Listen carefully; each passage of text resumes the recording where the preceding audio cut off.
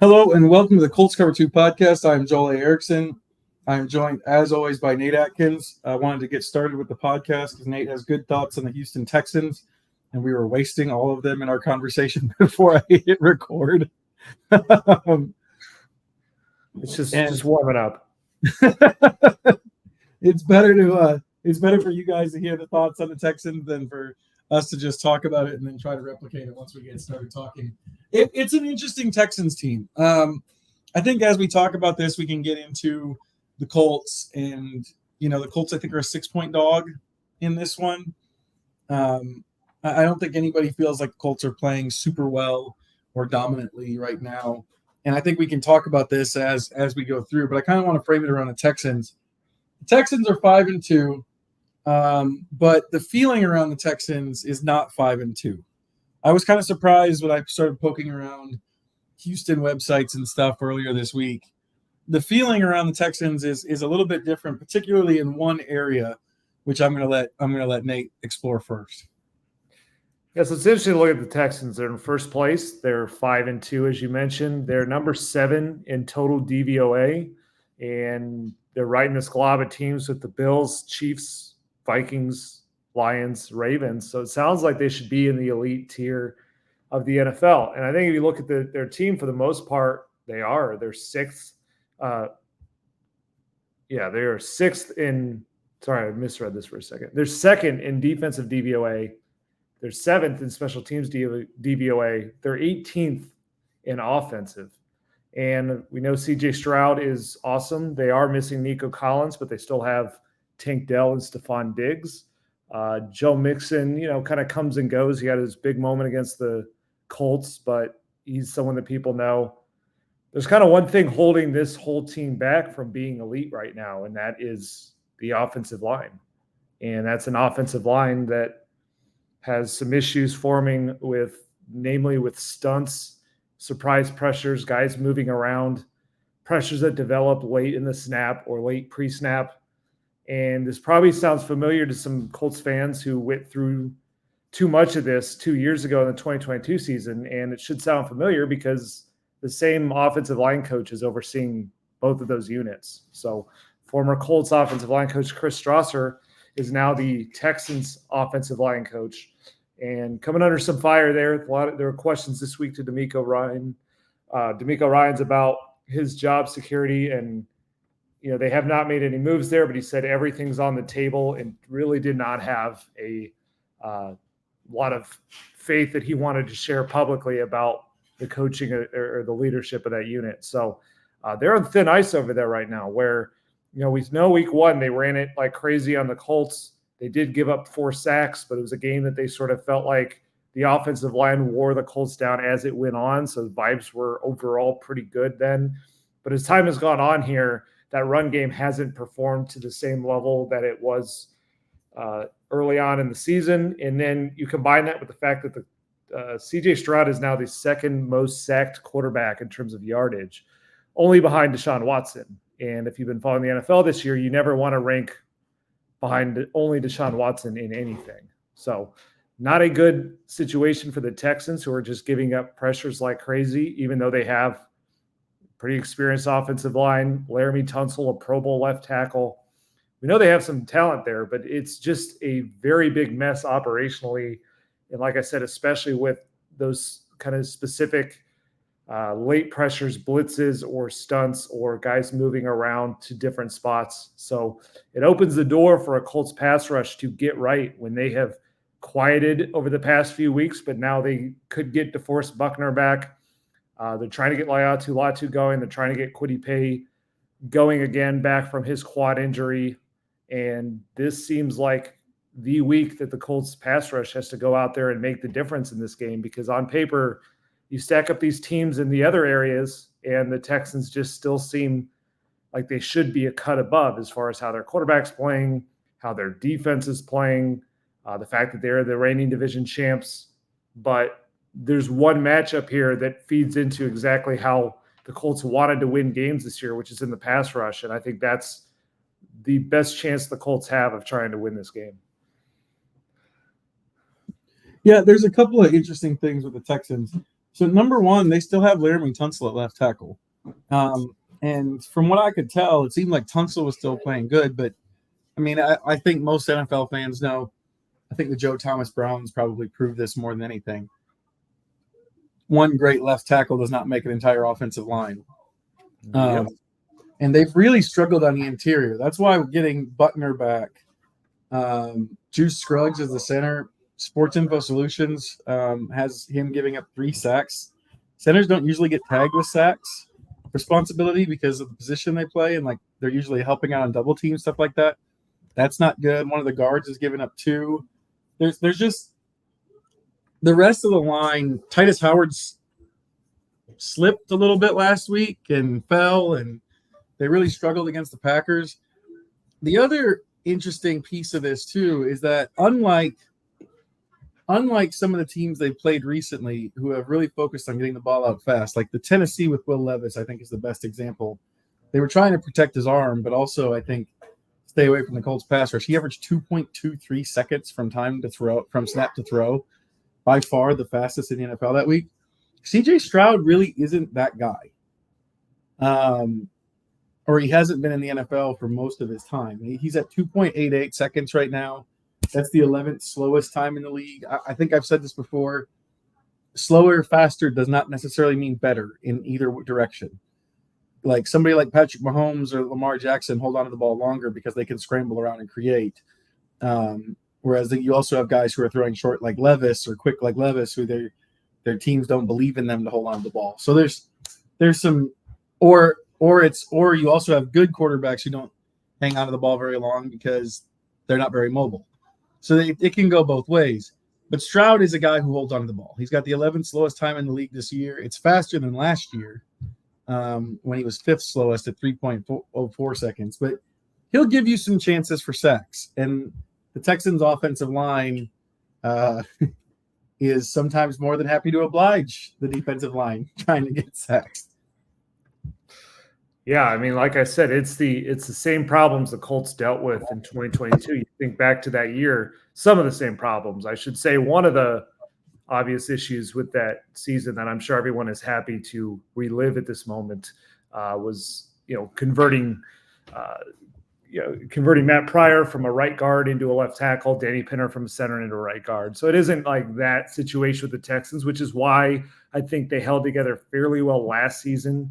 Where they were terrible in run blocking, but they were okay in pass blocking. They rolled a lot of that group back this year, and it's not working the same way in the pass pro. And that's because that other problem that we saw with the 2022 Colts is here with the 2024 Texans, which is, like I said, late pressure. So when teams move, when they want to pull like their defensive end somewhere else, if they want to line him up over the nose tackle, maybe they want to flip into the other side and create kind of an overload pressure. But the later they do this in the snap, the more they are just baffling the Texans right now. You saw the Colts felt like that was what was going to work in the first game, and they got 4 sacks. And if you remember that game, they had some creative pressure packages. They moved Latu around a bit, but they didn't get to it as much as they wanted to because Joe Mixon ran wild. They were chasing points. Texans chose to run the ball because they didn't have to not run the ball. And they just couldn't get the Texans back into that spot once they were down 2 scores. Also, I think it's the fact that it was Latu's first game. So you're introducing some different pressures, but you're maybe not going as deep into the bag as you could. And what I think they will do this week. Now, it'll be interesting to see how DeForest Buckner is, because that's another guy that at times they've been able to move, to defensive end to get one-on-one opportunities. Sometimes I'm curious to see how much he's going to play if he plays this week. And I do think he'll find a way to play because that's kind of what Buckner does. And it's such a big game. But I'm curious to see if they'll move him around or if they just keep it simple with him. I'm guessing if they manage his snaps, they'll take the rundown snaps off, especially when that's why you sign Raekwon Davis, save Buckner for pass rushing, which they badly need, because the issue with the Colts pass rush the past few weeks without Buckner is that they are getting some edge pressure from Latu and Kwity Paye, but there's always a lane to step up into.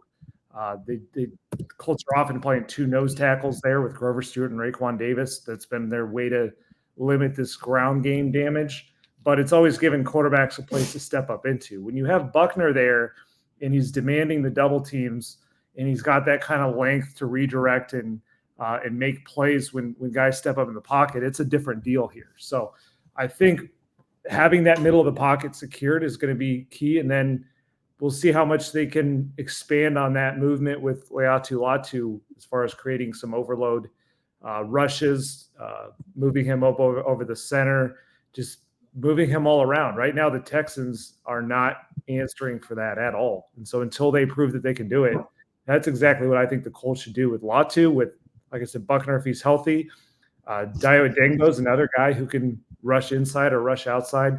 I think they got to keep switching it up with stunts and pre-snap movement of these defensive linemen, because right now that's just becoming the easiest way to beat the Texans. Yeah, so I talked to Dio Adengbo today for just briefly about Buckner's return. And one of the things that he was saying is that, like, they haven't – if you think about the last couple of games, they haven't necessarily given up the big run, but they've given up a lot of yardage. And it's kept them from getting into obvious pass rush situations. So he spent most of his time rushing from the outside. He leads the team in 19, but he hasn't gotten a chance to kind of move in and out, which is what he likes to do. Like, he doesn't always want to play inside. He doesn't want to always play outside. But sometimes getting those rushes, getting his speed and quickness on the interior against slower guards and centers, plus his length, he can be really devastating. They haven't had a chance to do that because they've been in third and short a lot, or third and 4, third and 5, and teams still like to run the ball against him. So they've left him outside. He was kind of saying if they can get that's going to be a key against the Texans, because the Texans are going to stick with the run, especially given kind of the way the Colts have given up rushing yards this season. They want to get into those so they can get those pressure packages and their NASCAR rush on the field against Stroud. They haven't necessarily done a good job of doing that. I also think they've kind of got to move Latu around beyond just the overload rushes. Give him some reps against Titus Howard. I wouldn't make the rookie go against Laramie Tunsil all day. In the opener, he mostly rushed off that side, but a lot of that had to do with, if you think back to the opener, they had their full complement of pass rushers available to them. They don't anymore. And so I think with him playing more snaps, I'd move him around. Do some spinner stuff, keep him away from Tunsil, and give him a chance to get some matchups against some of these other 4 guys who have really struggled for the Texans. Yeah, I think Dio is a key piece of this, because last year his breakout when he had 8 sacks was primarily as an interior rusher, and he was able to be that guy who could set the edge against the run on the outside and bump inside. And like you said, part of that is the lacking run defense has not gotten them in that situation enough. I think part of it is I don't know that this coaching staff's as obsessed. They switched defensive line coaches, and I know the last one, Nate Ollie, was more into that than I think they are now. And they haven't had to force Buckner for a few games, and they haven't had Tyquan Lewis. So the way that they've just moved it around to be able to handle the run and also get any kind of secure edges when the edges were such a problem against the run game is to play him out there. Yeah, that's kind of the tricky balance they're in, because week 1 against the Texans, they decided that they were just going to give up certain amounts of rushing yards so that they could basically play Julian Blackmon as an extra free safety and do whatever they could to guard against the passing attack with these 3 big-time wide receivers of the Texans, and that's when they got burned on the ground. So now, where do they find the balance in that? You'd think that they could flip it some, because also Nico Collins is not in this game, and Nico Collins has kind of become a Colts killer in his brief career so far, has just really been the guy engineering the biggest plays for the Texans passing game. So with no Nico Collins, and after what Joe Mixon did to them the first game, like they have to get to a place where they can rush the passer, because right now you can rush the passer. If you know you can rush the passer when the down is starting, that's when not only can you play Dio inside his most natural spot, but you can start moving those guys around. It's hard to it's hard to move those guys around, do the NASCAR packages, the overload stuff, when the team could run for a first down on 3rd and 2.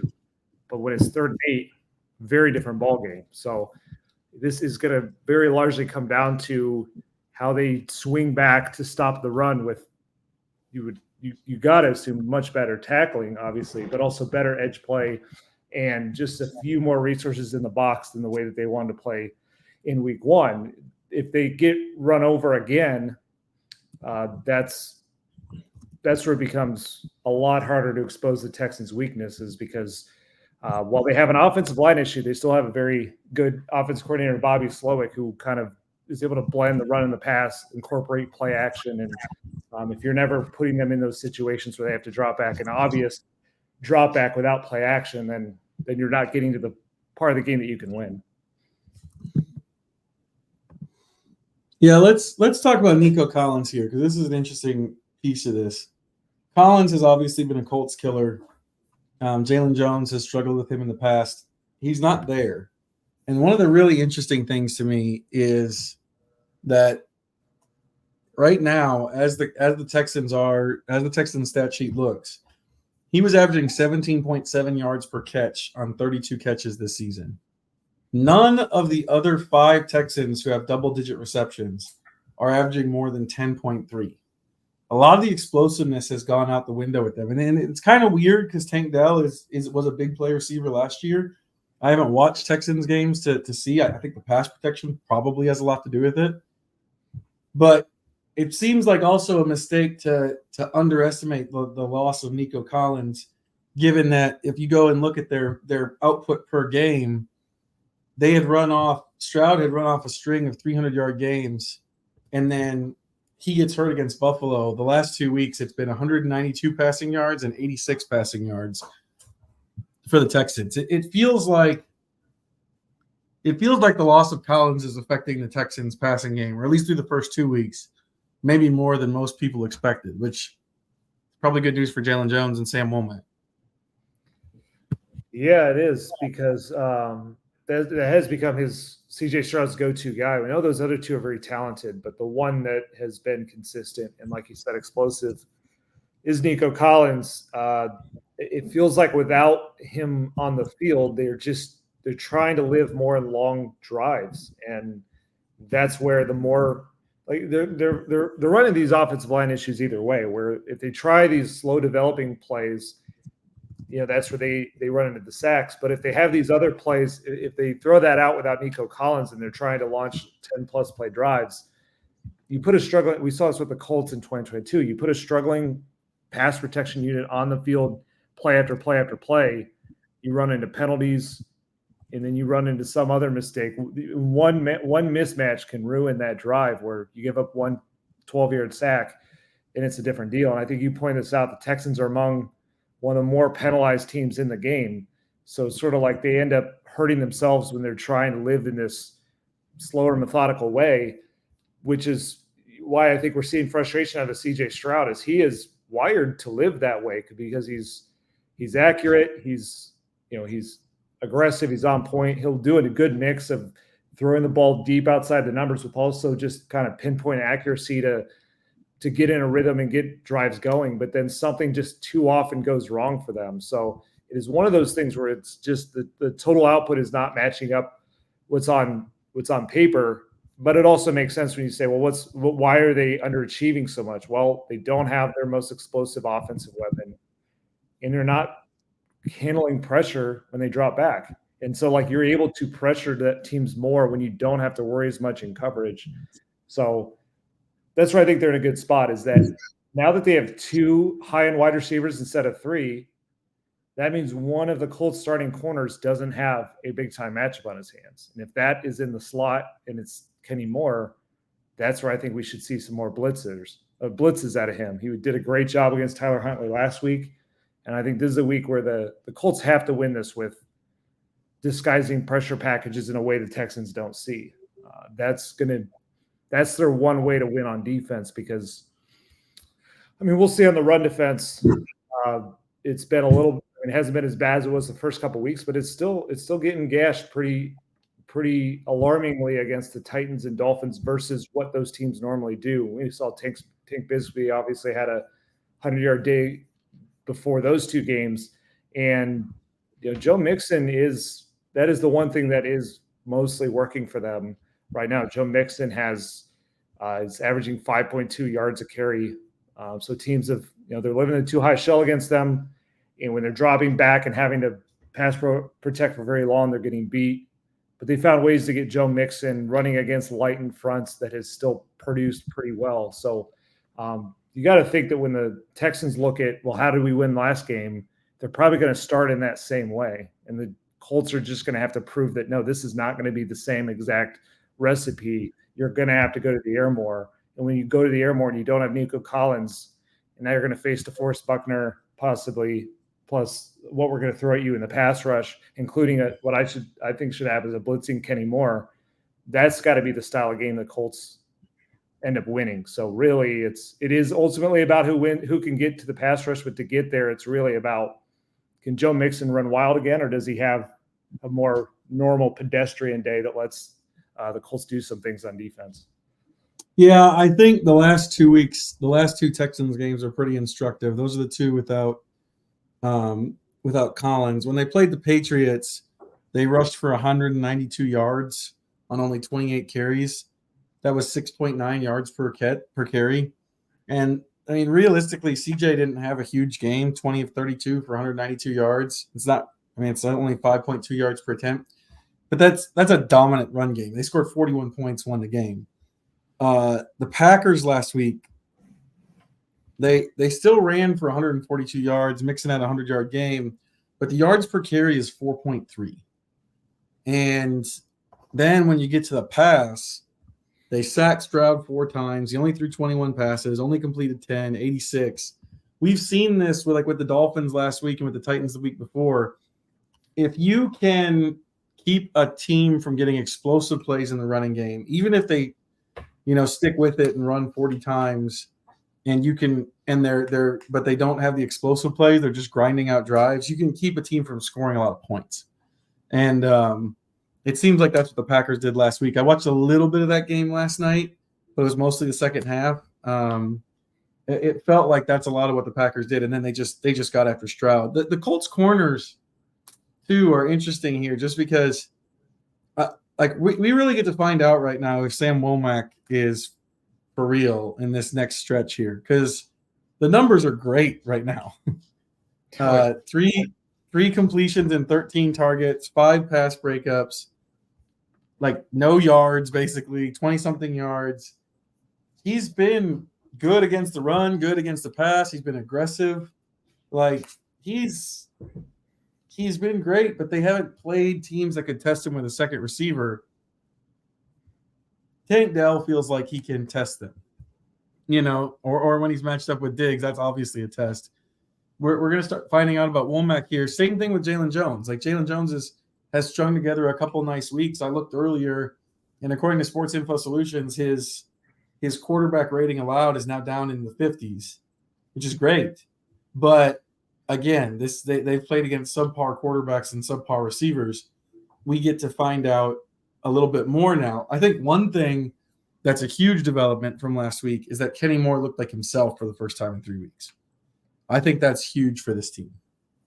Yeah, it was really huge in that game specifically against the Dolphins, because their whole game plan, the Colts' whole game plan was, we're going to run cover-2 and just suffocate those two outside wide receivers, Tyreek Hill and Jalen Waddle. And they're even, within cover-2, there is that whole turkey hole, as they call it, range to throw the ball to them, but the Dolphins don't have the quarterback to do it. So, but they're devoting 4 players on defense to those 2 players on offense. That meant Kenny Moore was going to have to lock some things down with not a lot of help in the middle of the field out of the slot. And he did that. So all the Dolphins really had to work with was the tight end and some running backs across the middle. And that worked to a point, but like you said, it's hard to, without the explosiveness, it was like they had to do that again and again and again, and didn't end up working. So I'm really fascinated to see where these corners are at, because the numbers are really impressive. You laid out some of Sam Womack's, but just looking at Jalen Jones on Sports Info Solution, they rank players by total points saved, which isn't a perfect metric, but it shows you a little bit of impact in what they're giving up. The number one cornerback from this metric is Patrick Surtain, which is not a surprise, absolute superstar. Number 2 is Jalen Jones. How about that? And the reason he is ranked that high is that mostly that he's not giving up anything of real significance, 0 touchdowns allowed. He's getting targeted an absolute ton, but only 59% completions allowed, and he has his 2 picks. Now that's, we have seen what isn't in there is some of the penalties. That is some of the downside of Jalen Jones, is when he does get beat, he tends to react to the penalty more than giving up the play itself. But it does show a player that is making plays and limiting damage, getting targeted a lot, but not just being the easy completion that teams hoped. But again, the last 2 weeks, you couldn't have scripted easier quarterback matchups for the Colts than going up against injured Will Levis, Tyler Huntley, and then Tim Boyle. So the stretch that they're about to face over the next 5 weeks is incredible, with CJ Stroud, a really hot Sam Darnold, Josh Allen, Aaron Rodgers. So that's a really cold Aaron Rodgers. Yes. So that's your off week with 2 great receivers, but not a great quarterback. But then Jared Goff after that. So we're going to learn things really quickly. I think Sunday's going to start that, where the Texans do not have as much explosiveness without Nico Collins. Like we said, they have a way you can beat them with the pass rush. But to that specific matchup, when there are opportunities where CJ Stroud can evade some rush, which he can do, when he chooses to throw quick, and he's targeting pretty good receivers, whether it's Stephon Diggs or Tank Dell, that's where Jalen Jones is going to get super tested. That's where Samuel Womack's going to get really tested, because that is a quarterback who is one of the best in football at hitting that turkey hole zone in cover 2, which is along the sidelines, like intermediate zone. You have to be a real awesome ball placement type of quarterback to be able to hit that with the velocity and placement to do it. But I'd put CJ up there with most quarterbacks in the NFL as far as hitting that specific throw. That's kind of his game, again, if he has the time to throw. So finding a way to to match up enough of this coverage with that is key. And so I'm curious to see how Kenny Moore fits into that, where they don't have the Texans will play Tank Dell on the inside, so that's going to be his matchup. But a game like this, you got to imagine they move him to the outside. I'm curious if that turns Kenny Moore into an extra zone defender to help those cornerbacks out. I think we'll see that. Like I said, I think you should see him blitz a few times. The more that they can disguise what his role is, that's what you're going to have to try and rely on, is a little bit of make CJ Stroud hold the ball just a tick and let that pass rush win against a really, really struggling Texans pass rush. That's kind of the recipe. But this is going to be, the biggest test for Jalen Jones. And you think back to the quarterbacks they faced since CJ Stroud. We're going with Malik Willis, Caleb Williams in his first career road start, Justin Fields, who's been benched, Trevor Lawrence, who went nuts on these guys, and then injured Will Levis, and then Tyler Huntley and Tim Boyle. So this stuff evens out over the course of the year, and this is where it's about to even out, and this is where we're going to learn a lot. You don't think there were a bunch of Pro Bowlers in that group? Not exactly, no. Maybe if they face Caleb Williams has gotten so much better that maybe they faced him now, but like technically Tyler Huntley is a Pro Bowler. Oh, that's right. So then the drop off to Tim Boyle was even greater. They went from Pro Bowl. Yeah, that's true. That's true. As we all know, the Pro Bowl is probably not the best way to look at that, because famously Gardner Minshew was a Pro Bowler last year, and this year he needs Aiden O'Connell to break his thumb to get back on the field. Well, also if we're going by Pro Bowls, how many does Aaron Rodgers have? Like, they're toast, right? Going up against all those Pro Bowls in a few weeks. That's a very good point. Although Aaron Rodgers made those Pro Bowls when he wasn't 104 years old. Yeah. He's a little bit different right now. I think that's the actual math too. I think it's actually 104. From a offensive standpoint, I know you've been working on a Richardson story this week.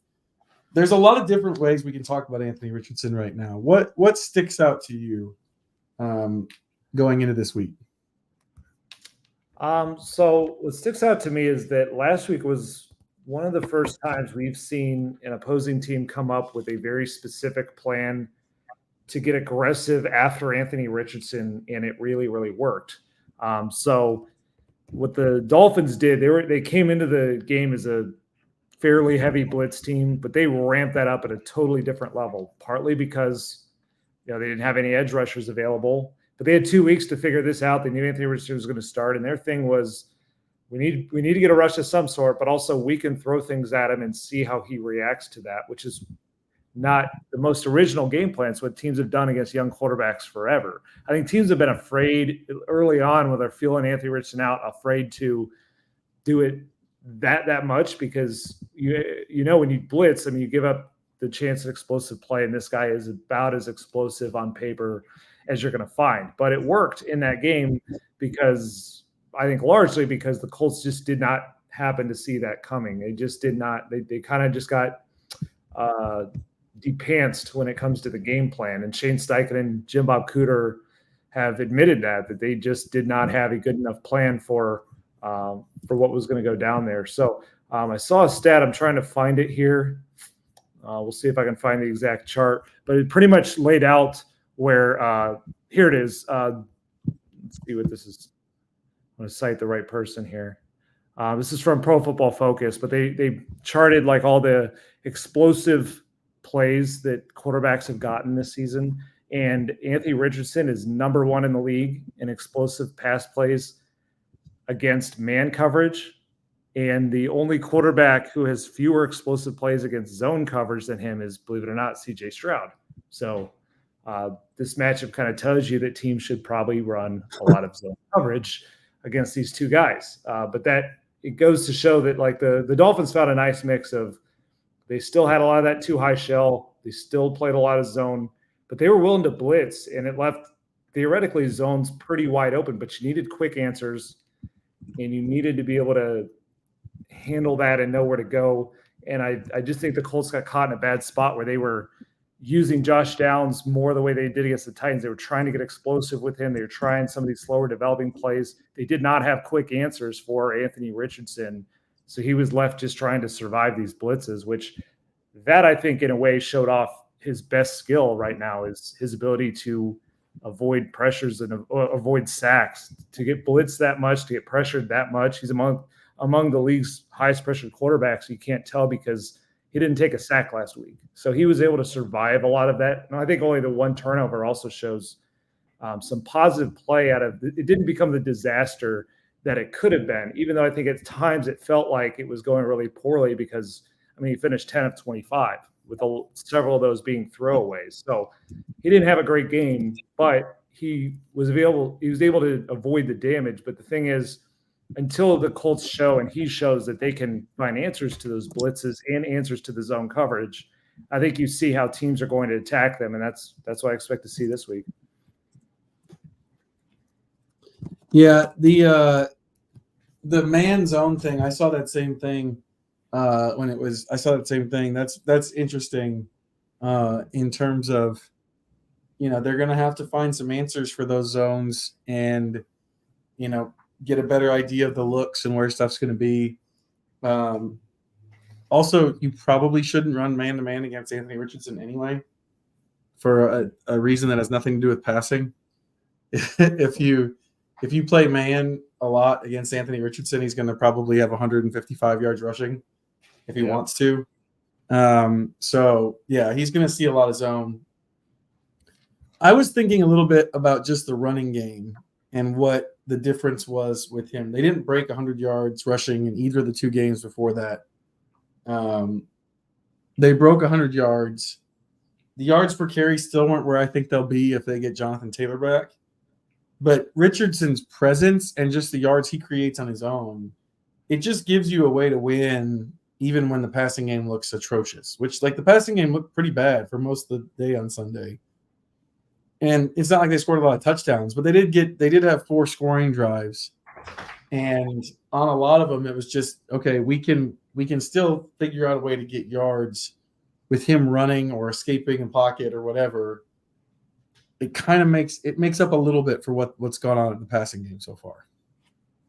Yeah, and I think that's the other area that Shane Steichen needs to adjust in, is that he loves to throw early in these games. It goes to that throw to score, run to win philosophy. But the way teams are playing the Colts at the moment is inviting them to run, because they do have the too high shell, so that's usually a good indicator to run the ball. But also, teams just aren't, with Jonathan Taylor back especially, teams are not very well set up to flip the math in their favor in the run game anyway, because Anthony Richardson, he can, when they do the zone read, he's going to freeze the defensive end, or the defensive end goes after Jonathan Taylor. Either way, it's a free block on that defensive end. And that worked really well against the Steelers, because when you turn that defensive end into TJ Watt, you're getting a free block on TJ Watt, which very few teams are going to get an actual block on TJ Watt who have to do it a different way. So this is where I just think they seem to want to save the quarterback design runs for Anthony Richardson till late in the game. Like, they want to use it for, like a break glass emergency. We'll use it when we have to, but we'd like to avoid it.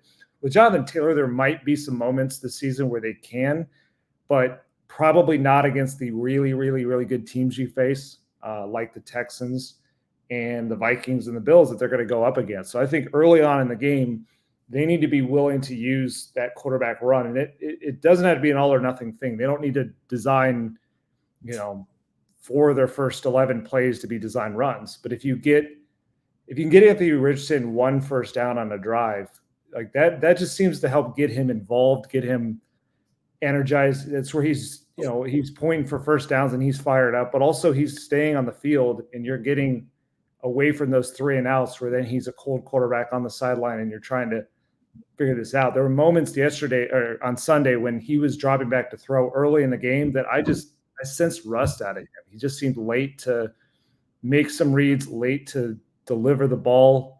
And that extra second tick is letting defenders make a play on the ball where it's not a bad read necessarily. It's not a ball that's thrown in danger, but it's a ball that's not going to be completed because you're letting the defender play through the receiver by throwing it just a little bit too late. So I think you got to work with what he can always turn on in a split second when he's healthy, which is that quarterback run game, and then mix it with Jonathan Taylor. And we've seen Jonathan Taylor have some just amazing games against the Texans. It didn't happen last time in week 1 because the Texans sold out to stop it, but that's when Anthony hit those 3 plays over 50-plus yards. They've just got to find the right read between however the Texans are playing, go for that opposite one. If they have the too high shell back, run the ball. If they pull a safety way in the box, go for one of the explosive plays. They need to go more for what the defense is laying out there rather than just kind of sticking to this throw-heavy game script early in the game that I don't think suits Anthony Richardson or an offense right now that doesn't have Michael Pittman Jr. at anywhere near full strength. Yeah, I think especially last week, they felt like they were going to get something from the Dolphins defense and didn't get it and didn't really adjust well. Mm-hmm. I think the Texans defense is probably going to be a little bit more predictable. That's not like that defense comes from the Saleh Niners tree, which no one wants to hear this, but it comes from the Bradley tree. It's a little bit more execution based than it is in general. It's not one of the Rolodex defenses. So I do think that they probably are going to have a little bit better, but I mean, I think everyone would agree with you. I don't think anyone is like, you know what they should do? They should continue to make throwing the emphasis early. I think you can like throw to score, run to win doesn't mean you have to throw exclusively at the start. Like you can still run or you can still throw and go for the big plays early and throw without having to make it every down. When frankly your quarterback's probably not ready to do that yet. The other thing is just with the Texans is, and you mentioned this a little bit earlier, but like we talked about this yesterday. They're like second in the NFL in total yards given up. They're second in the NFL in DVOA. There's not a lot of stuff that, from a yardage standpoint, that's crazy. The crazy thing is they're 17th in points allowed. which, I haven't found an average field position thing to see if.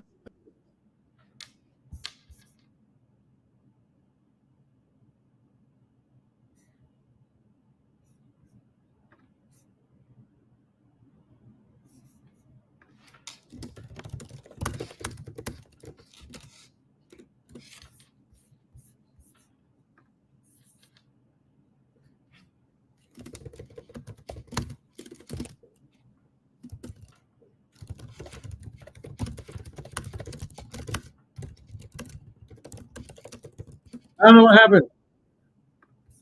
Yeah, it was weird. You were talking, then all of a sudden, like you didn't even freeze. It's like you just clicked out. Well, I'll just warn Clark that at like the 38-minute mark, he's got to pay attention. Anyway, so one of the other things that's weird about this Texans defense is that they're second in the league in yards, second in the league in DVOA. They're 17th in the league in scoring defense. And I think, I haven't found a good stat in terms of field position to figure out if that's part of it with them giving up so many sacks. I do know that them being, I think, fifth worst in the league in penalty yardage probably doesn't help, because penalty yardage doesn't go on your defensive stats. That seems like one of the ways that teams are scoring, and that's interesting. Shane Steichen said this. I hadn't paid attention to it, but it turns out the Colts are actually first in the league in penalty yardage per game so far. So that's like a hidden spot in this game that could be a big thing, is that the Colts are not a heavily penalized team, and the Texans are. Yeah, it's interesting. I don't know what – I mean, it does go to a positive for the Colts in the way they coach and teach it, but like the Texans have a lot of other things going right. I mean, I know they have their offensive line penalties, but I'd be curious to see what that all is related to. But that is, that sets up well for Alec Pierce, who I feel like is one of the best in the league at drawing penalties from opposing teams. So this should be a game where they are willing to go after him, even if maybe not always the defense is giving that up. We know how good he is on 50-50 balls, and then this element of it where he's able to get a penalty. He did that last week where he did both of those things. He caught the ball and he forced the penalty at like the 1 yard line. It got wiped off by offsetting penalties, but that should be something the Colts try for. But you really look at this game and they are set up they're just set up. Their skill sets all aligned for them to run the ball a lot with, like we said, that backfield is a huge part of it. The way they can flip the math, the way they can make you wrong. Also, I think, and like I said, not having Michael Pittman Jr. at full strength, that limits the number of targets. Their tight ends are wired as blockers more than receivers. And I think not having Will Fries is going to start to have an impact with how high end he was as a pass blocker. It's a challenge in both ways, but I think they could probably compensate a little bit there. So we'll see. What I'd like to see out of them this week is a run-heavy early game script that just picks its moments to get real explosive with the pass. And that's when the Texans move a safety down, or just here and there and surprise moments to go to Alec Pierce down the field. Josh Downs, in the different ways he can get the ball, and see if at least you can get a penalty, if not, a big chunk play out of it. That kind of seems like the way that this should go down. We've been waiting so long to see this backfield back out there together, and feels like we're going to see it this week. And there's not a game on the schedule I can think of where they need it more than this game. And this so far is the biggest game Anthony Richardson has started in his young career. So we've got to find a way to get those two playing off each other in a way that's explosive, but also pretty efficient. I think the way that Anthony Richardson's built as a passer right now, where interestingly enough, every game that he's attempted at least 5 passes this season, he's under 50% completions. So the one where he was 3 of 4 against the Steelers. It just shows you some of the challenges they have when they throw that many times early, and just where he's at as an accuracy consistent thrower. So I think that consistency, staying on the field and getting good yardage, is going to come in the run game with him and with Jonathan Taylor. Maybe even mix Tyler Goodson in, who's all of a sudden averaging 4.7 yards a carry this season. I think that's a decent change of pace. And like I said, just pick your moments to go to the air and try and be explosive. Yeah, one of the other things about throw to score, run to win that I think is interesting is that this year, and I don't have the stats in front of me, but I saw them earlier this week. The run game has been more explosive and more effective than it has been in years. And teams are leaning into that. And the reason is everyone's playing too high. Everyone's playing back. Everyone's trying to take away the pass. And teams are finally starting to exploit that by running the ball, and it's something that had gone by the wayside. And I'm sure analytically, passing is still more effective than running. But the flip side of that is the Colts can run the ball. The Colts are very well equipped when they have Taylor and Richardson back there to take advantage of these defenses that are built to deal with to stop the pass. And so, maybe until Richardson is ready, if he's going to end up being ready at some point in his career, maybe until Richardson is ready to be more of a throw to score, run to win quarterback, why not run to score and minimize the passing game? Because there are a lot of teams that are running to score right now. Now, I think that's partially probably why scoring is down. But if teams just keep playing back on you, it's fine. I bring this up all the time, but if you ever watch the Manning cast, whenever a team's in too high shell, Peyton Manning is always like, I just run the ball into the tee. I just run the ball at them over and over again until they get out of that. And, Peyton, I don't think was known for loving ground and pound offenses. And there's some wisdom in that. If they're going to play back on you, it's okay to pound away and maybe pick your spots a little bit more for that stuff you have schemed up in the passing game. Yeah. So the stat, I just looked it up. I think it's the same one that you're referencing from the Associated Press. It's that NFL teams are averaging a combined 246 rushing yards per game this year. It's the most through 7 weeks since 1990. So I was not alive the last time that teams were running combined. And you were not alive the last time that they ran for this well per carry, 4.53 yards per attempt this season, the most through 7 weeks since 1970. So a long time ago. That kind of shows you the world that we're in, too high shell. And so the Colts are built as a roster to handle that. And the interesting thing is Shane Steichen has handled this really well before, where Jalen Hurts' first season, Jalen Hurts only threw for 3,100 yards and 16 touchdowns in 15 games. But they had 5 different rushers on the Eagles who hit at least 250 yards, 4 different rushers who scored at least 3 touchdowns. But you know who was the leading rusher of everyone on the Eagles that year? Was Jalen Hurts. 139 attempts, 784 yards, 10 touchdowns. Jalen Hurts was in the same spot then that Anthony Richardson is in now. In some ways, maybe you could probably argue he is a little bit more naturally accurate. He completed 52% the year before, and then this first year with Shane, he got that up to 61%. So that's further than Anthony is, but he doesn't have the explosiveness as a runner or passer that Anthony does. So it's a similar type of situation where you can get Anthony playing really well if you use his legs. Again, a little bit more complicated given that injury history, but that's where, like, what the Eagles didn't have that year was Jonathan Taylor. They had Miles Sanders. They ended up letting him go. The Eagles clearly ended up valuing a high-level running back when they got Saquon Barkley, so they have them in that place now. But Shane Steichen has that opportunity with Jonathan Taylor out there to live in the run, still get a lot of value out of Anthony's legs, but maybe just flip that a little bit flip it a decent bit where his leading rusher is not his quarterback. It's the running back that they're paying more than all but 2 running backs in football. So it's been unfortunate. Like, you can't hold it all against them because those guys haven't been out there a ton this season. It's at least been, they both missed the past 2 games, and Jonathan Taylor, they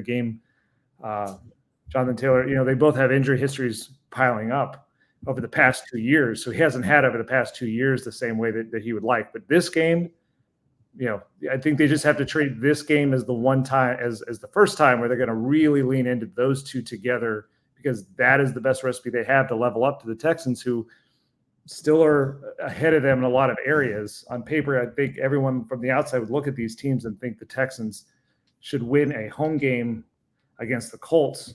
But if there's one area on the defensive side of the ball the Colts can take advantage of and have to win, it's that pass rush and dominate there. I think they have to dominate with this two-headed backfield too. And I think if they win this game, we should be talking about both of those areas. They're the rushing offense and the pass rush on defense. That sets it up. We'll be in Houston for this showdown. The winner gets, well, the Texans will still be in first place in the AFC South if they lose. But the Colts have a chance to really get themselves. I think this is the kind of win that would actually get people's attention, in terms of them being in the mix. But because their next game is Sunday Night Football. Yes, it's Sunday Night Football. I am as excited about that as the fan base. Maybe. Yeah, I will say it's not what you and I would choose, but it is. This is a chance for this team to get on the relevant stage again. You beat the Texans and you play on Sunday Night Football, and you're 5-3. I don't know. That's interesting. They may lay an egg there, or they continue that, they build something and they go somewhere. So this is an interesting point in the season, because also it has a chance to go the opposite direction if they play more like they've played most of this, or how they've looked most of the season against a lot weaker teams. If they look like that against the Texans and Vikings, it's going to be not an interesting display for people outside of Indy and maybe inside of Indy. So it's like, this is a game that I think is going to tell us a lot on both sides of the ball about, does this team have it in them to be relevant this year? Yeah. So we'll be there in Houston. We'll see where this team takes us, whether or not it goes, whether or not they find something against Houston. For the Colts-Cover-2 podcast, I am Joel A. Erickson. This is Nate Atkins. We'll be coming to you from a car, a plane, an airport on Sunday. Stay tuned. We don't know. We're flying out of Houston that night.